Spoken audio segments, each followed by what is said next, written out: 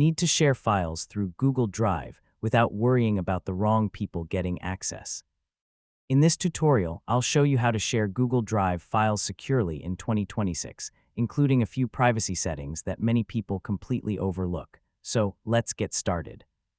First, open Google Drive and sign in to your Google account if you're not already logged in. Once you're in, locate the file or folder you want to share.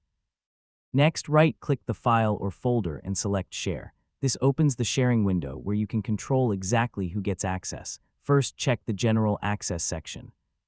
If it says anyone with the link, be careful. Anyone who gets that link may be able to open the file depending on your settings. For sensitive files, switch General Access to Restricted.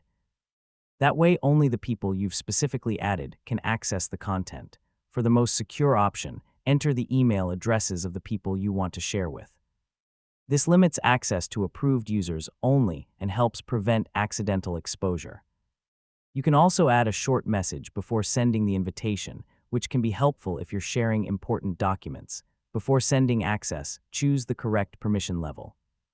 Viewer allows people to see the file. Commenter lets them leave feedback. Editor gives full editing access. If security matters, it's usually best to give the lowest permission level necessary.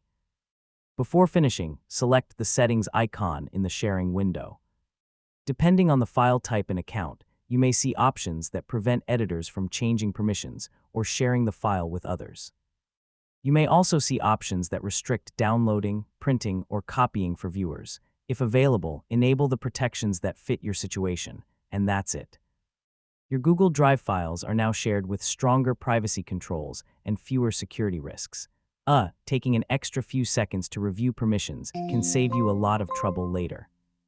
If this guide helped, thanks for watching, and I'll see you in the next tutorial.